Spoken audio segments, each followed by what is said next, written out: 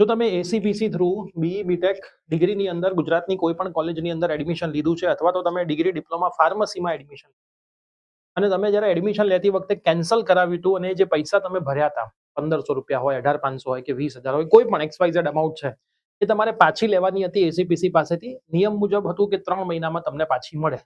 પણ એક મેલ ઘણા બધા વિદ્યાર્થીઓને આવ્યો છે, ઘણા બધા વિદ્યાર્થીઓને નથી પણ આવ્યો. આજના વિડીયોની અંદર હું તમને મેલ સમજાવવાનો છું. જેમને આવ્યો છે એમને કેવી રીતે ભરવાનો છે, જેમને નથી આવ્યો એમને કેવી રીતે ભરવાનો છે, એમને શું પ્રોસેસ કરવાની છે, શું પૈસા પાછા નહીં મળે. ઘણા બધા વિદ્યાર્થીઓને બેંકમાં પોતાનું એકાઉન્ટ જ નથી, તો એ વિદ્યાર્થીઓએ શું કરવાનું છે, આ તમામે તમામ માહિતી હું તમને આજના વિડીયોની અંદર આપવાનો છું. તો આ વિડીયો કદાચ તમારા માટે પણ ઉપયોગી હોય, કાં તો તમારા મિત્રો કે જેમને આના વિશે ખ્યાલ જ ના હોય તો એવા મિત્રોને પણ શેર કરી દેજો. પ્લસ જો તમે હવે કોલેજની અંદર આવી ગયા છો તો આપણે સેપરેટ કોલેજની ચેનલ બનાવી દીધી છે, ટીએસઆર વિદ્યાપીઠ કોલેજ. જે ચેનલ પર તમે આ વિડીયો જોઈ રહ્યા છો, તો જો ચેનલ ઉપર નવા હોય તો સબસ્ક્રાઇબ કરીને બેલ નોટિફિકેશન પ્રેસ કરી દેજો, જેથી આવનારી તમામે તમામ કોલેજ રિલેટેડ અપડેટ હવેથી તમને આ જ ચેનલ ઉપર મળવાની છે. તો યસ દોસ્તો, મારું નામ છે પ્રિયેશ પટેલ. આપ સર્વેનું ખૂબ ખૂબ હાર્દિક સ્વાગત છે ટીએસઆર વિદ્યાપીઠ પ્લેટફોર્મની ઉપર. હવે સૌથી પહેલા જે મેલ આવ્યો છે એ મેલ હું તમને બતાવી દઉં.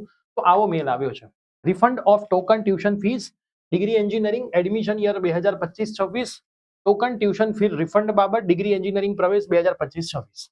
ધીસ ઇઝ ઇન્ફોર્મ પાર્થ સરનો છે, મતલબ ઓફિશિયલ આઈડી છે. પાર્થ સર એસીપીસી ના સર છે, જે આ બધું હેન્ડલ કરે છે, એટલે ઓફિશિયલ મેલ જ છે, ચિંતા કરવાની જરૂર નથી. This is two inform you that you are eligible for a refund for the token tuition fees paid online during the admission process degree engineering first year admission year 25-26 to process your refund. એક link તમને આપેલી છે, link તમારે fill up કરવાની છે. કઈ તારીખ કીધી છે? 12-10. હવે આજે હું તારીખ જોઉં તો મિત્રો આજે 12-10 તારીખ થઈ ગઈ છે, તો આજે જ છેલ્લો દિવસ છે આ ભરવા માટેનો, રાત્રે 12 વાગ્યા સુધીમાં. તો ખાસ ફોર્મ ભરી દેજો. આ વિડીયો મેક્સિમમ મિત્રોને શેર કરી દેજો, જેથી કોઈ વિદ્યાર્થીઓના પૈસા જેમની મહેનત ના છે પાછા આવતા રહી ના જાય. From accuracy and complete by 12 October 2025 Sunday રાત્રે 12 વાગ્યા સુધીમાં. In case of no response within the given time, we will not be able to process your refund. જો તમે આ ટાઈમમાં તમે આ પ્રોસેસ નહીં કરો તો તમને તમારું રિફંડ મળવા પાત્ર નથી. ગુજરાતીમાં અહીંયા બધું લખેલું છે કે ભાઈ તમે જે પૈસા આપ્યા હતા એ તમને રિફંડ મળવા પાત્ર છે. આ લિંક ઉપર તમે વિગતો પૂરી પાડો. 12-10-2025 રવિવારે રાત્રે 12 વાગ્યા સુધી જો પ્રતિસાદ નહીં મળે તો રિફંડ તમને મળશે નહીં. Admission committee four professional courses ACPC. હવે તમે પહેલા તો તમારું મેલ આઈડી જોઈ લો, જે તમે એસીપીસી ફોર્મ ભરતી વખતે બનાવ્યું હતું. એ મેલ આઈડી પર આ મેલ આવ્યો હશે. જો તમને તમારા સમયગાળામાં તમે કેન્સલની પ્રોસેસ કરી હશે તો તમે તમારા ટાઈમ લિમિટમાં કેન્સલની પ્રોસેસ નહીં કરી હોય તો આ મેલ તમને નહીં આવ્યો હોય. એટલે એ બી તમને ખબર હોવી જોઈએ કે તમે ગિવન ટાઈમમાં એડમિશન વિથડ્રો કર્યું હતું, એડમિશન કેન્સલ કર્યું હતું. ઘણા બધા વિદ્યાર્થીઓએ ગિવન ટાઈમમાં ના કર્યું હોય તો આ વસ્તુનો મેલ તમને ના પણ આવ્યો હોય. પણ તમે આ ગૂગલ ફોર્મ ભરી શકો છો. આ ગૂગલ ફોર્મની લિંક હું નીચે ડિસ્ક્રિપ્શનમાં મૂકી દઈશ, અથવા તમને અહીંયા દેખાય છે ગૂગલમાં તમે આ લખશો ને એટલે તમારું ઓટોમેટિક આ ગૂગલ ફોર્મ નીકળી જશે. મતલબ જેમને મેલ નથી આવ્યો એ લોકો આ ટાઈપ કરીને ગૂગલ ફોર્મની લિંક જાતે જ બનાવી લેજો. હવે આપણે ગૂગલ ફોર્મ થોડુંક નજર પર નાખીએ તો ગૂગલ ફોર્મની અંદર શું શું લખેલું છે. સૌથી પહેલા તો તમારો પ્રોગ્રામ કયો હતો? બીઈ બીટેક હતો, ડિગ્રી ડિપ્લોમા ફાર્મસી હતું, એ તમારે અહીંયા ટીક માર્ક કરવાનું રહેશે. જો તમારું બીઈ બીટેક હોય તો આ, ડિગ્રી ડિપ્લોમા ફાર્મસી હોય તો તમારે આ ટીક કરવાનું રહેશે. એના પછી એસીપીસી એપ્લિકેશન નંબર. તમારો એસીપીસી નો એપ્લિકેશન નંબર તમારી પાસે હશે, સ્ટાર્ટ વિથ 25119. પાછળના ડિજિટ અલગ છે તો આ એપ્લિકેશન નંબર અહીંયા નાખવાનો હશે. નેમ ઓફ સ્ટુડન્ટ, મતલબ વિદ્યાર્થીનું નામ જે એસીપીસીમાં તમે રજીસ્ટર કરાવ્યું હતું એ વાળું. એના પછી છે name of student as per bank passbook. હવે અહીંયા સૌથી વધારે વિદ્યાર્થીઓને કન્ફ્યુઝન છે કે સાહેબ મારું તો બેંકમાં એકાઉન્ટ જ નથી. આપણે તમને પહેલા જ કીધું હતું કે જ્યારે રિફંડની પ્રોસેસ થશે ને ત્યારે તમારા નામે ચેક આવશે. તો તમે આટલા દિવસ સુધી ક્યાં ગયા હતા? હવે તમે એવું કરી શકો કે તમે જે નામે બેંક એકાઉન્ટ ખોલાવવાના છો, બરાબર, તમારું જે આઈડી પ્રૂફ હશે ને એ જ નામે બેંક એકાઉન્ટ ખુલે. બરાબર, પહેલો રસ્તો. ઘણી બધી બેંક ઓનલાઈન બેંક એકાઉન્ટ ખોલી દે છે વિધિન 1 થી 2 hour. 1 થી 2 કલાકમાં ઓનલાઈન બેંક એકાઉન્ટ ખુલી જાય. ડોક્યુમેન્ટ પછી આવે, પણ ઓનલાઈન બી તમે ગૂગલ સર્ચ કરશો તો પ્રાઇવેટ બેંકની ઘણી બધી બેંક એવી છે જે ઓનલાઈન બેંક એકાઉન્ટ ખોલી દે છે. 1 થી 2 કલાકમાં તમારા જોડે એકાઉન્ટ નંબર પણ આવી જાય ને બધું આવી જાય. ઠીક છે, તો જો તમારી પાસે બેંક એકાઉન્ટ છે તો તમે આ કરી શકો છો. નથી તો તમારે શું કરવાનું? તો ના હોય તમારી પાસે તો તમારે શું કરવું પડશે? અહીંયા તમારા પેરેન્ટ્સનું નામ નાખવું પડશે. બરાબર, હવે ધારો કે તમારી પાસે પાસબુક જ નથી તો તમે શું કરશો? તો કંઈ જ ના કરવા એના કરતા પેરેન્ટ્સનું નામ નાખી દેવું સારું. ઠીક છે, એના પછી તમે થોડું આગળ વધો. નેમ ઓફ બેંક, કઈ બેંક છે? નેમ ઓફ બેંક અહીંયા તમારે લખવાનું છે. ઇફ અધર ઇઝ સિલેક્ટેડ, જો તમારી આમાં જે લિસ્ટમાં જેટલી બેંક છે આ બેંકમાં તમારી બેંક ના હોય તો એક ઓપ્શન હશે અધર. હવે તમે અધર સિલેક્ટ કરો છો તો અહીંયા એ બેંકનું આખું નામ લખજો. Bank account number, write carefully as refund amount will be directly paid as per this account number.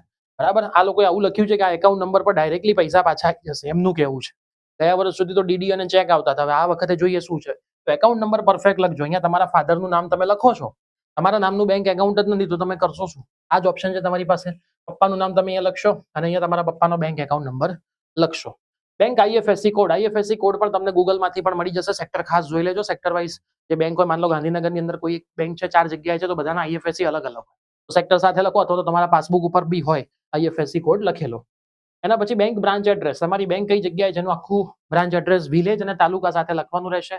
Bank branch district, કઈ ડિસ્ટ્રિક્ટની અંદર તમારી બેંક રહેલી છે. ગાંધીનગર તો ગાંધીનગર, અમદાવાદ તો અમદાવાદ, બીજું કઈ હોય બીજું. આમાં તમારું ડિસ્ટ્રિક્ટનું નામ ના હોય તો અહીંયા તમારે મેન્શન કરવાનું રહેશે. જો આમાં હોય તો અહીંયા કરવાનું નથી. સ્ટુડન્ટનો મોબાઈલ નંબર જે વર્કિંગ કન્ડિશનમાં હોય એ નાખવાનો રહેશે. ઈમેલ આઈડી વિદ્યાર્થીનું જે વર્કિંગ કન્ડિશનમાં હોય એ. Upload check, cancel check. If you will not upload valid cancel check with student name then amount will not credited. હવે અહીંયા શું લખ્યું છે? સ્ટુડન્ટના નામનો, હવે માન લો પેરેન્ટ્સનું એકાઉન્ટ હોય તો સ્ટુડન્ટના નામનો ચેક કેવી રીતે આવે? હવે તો તમારી પાસે તમારું એકાઉન્ટ છે, તમારી પાસે તમારું એકાઉન્ટ છે તો તમે તમારા ચેક ઉપર નામ લખી દો અને 2 લાઈન કરો એટલે કેન્સલ થઈ જાય. વચ્ચે કેન્સલ લખો તો 2 લાઈન. ધારો કે આ ચેક છે તમારો, તમારા પેરેન્ટ્સને પૂછશો ને તમને ખબર જ હશે. અહીં તમે કેન્સલ ચેક કરી શકો, તમે આવી રીતે લખી નાખો એટલે કેન્સલ ચેક થઈ ગયો. અહીંયા તમારું નામ આવશે.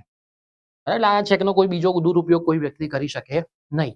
હવે આમાં બી પાછો સવાલ છે કે સાહેબ મારું તો બેંક એકાઉન્ટ જ નથી, બરાબર? પપ્પાનું બેંક એકાઉન્ટ હોય મારું નામ લખવું એ કેવી રીતે વેલિડ છે? તો પપ્પાના નામ સાથે લખી નાખજો, બરાબર? અને તમને એવું લાગતું હોય કે મારે આમાં વધારે તપાસ કરવી તો એકવાર એસીપીસી માં પૂછી લેજો. અમે જેટલા પણ શિક્ષક મિત્રો ડાયરેક્ટ એસીપીસી ના કોન્ટેક્ટમાં છે એમને પૂછ્યું તો એમણે એવું જ કીધું છે કે વિદ્યાર્થીનું બેંક એકાઉન્ટ હોવું જોઈએ. તો વિદ્યાર્થીનું બધું જ હોય. આપણે પહેલા તમને કીધું હતું બેંક એકાઉન્ટ ખોલી લેજો. તમે એડમિશન વખતે પણ ડોક્યુમેન્ટમાં સિરિયસ ના રહ્યા, ઘણી જગ્યાએ તકલીફ પડી. પૈસા રિફંડ લેવાની વાત તો ક્યારની છે, કેન્સલ થયે 1.5 મહિનો થઈ ગયો હશે.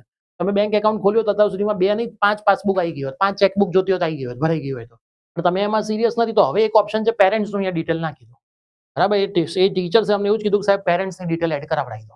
કેમ કે વિદ્યાર્થીઓનું છે જ નહીં બેંક એકાઉન્ટ, તો પપ્પાનું નામ તમે બેંક એકાઉન્ટમાં નાખો તો પપ્પાનું જ અહીંયા ડિટેલ હોવી જોઈએ. તો આટલી વસ્તુ કરીને સબમિટ કરી દેવાનું. હવે જે વિદ્યાર્થીને ગૂગલ ફોર્મ આવ્યું નથી એ લોકો પણ આ જ રીતે આ વસ્તુ સબમિટ કરશે ને કરશે જ, બરાબર? તો તમારે ગૂગલ ફોર્મ મેલમાં ના આવ્યું હોય તોય તમે આ ગૂગલ ફોર્મને સબમિટ કરશો. મેલમાં આવ્યું હોય તો કરવાનું જ છે. પ્લસ જે ફોટોગ્રાફ તમે અપલોડ કરો છો એ પરફેક્ટ દેખાય એવા અપલોડ કરજો, બરાબર? નહીતર તકલીફ પાછી તમને જ થશે.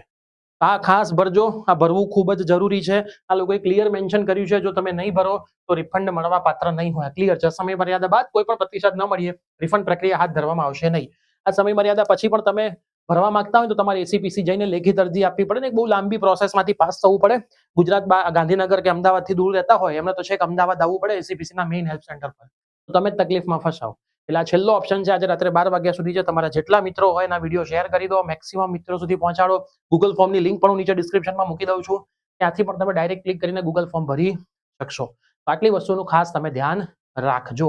જ્યાં જ્યાં, હજી ફરીથી એક વખત કહી દઉં છું, જ્યાં જ્યાં વિદ્યાર્થીનું નામ ને બધું છે એ જ લખજો, પણ જ્યાં એઝ પર પાસબુક લખ્યું છે નેમ ઓફ સ્ટુડન્ટ, તમારા નામની પાસબુક જ નથી તો પેરેન્ટ્સનું કરો તો પેરેન્ટ્સનું નામ અહીંયા લખજો, બરાબર? આ વસ્તુ ખાસ તમે મેન્શન કરજો. પછી બધી ડિટેલ પેરેન્ટ્સની જ આવશે અહીંયા એકથી છેક સુધી, અને એ સમજી જશે.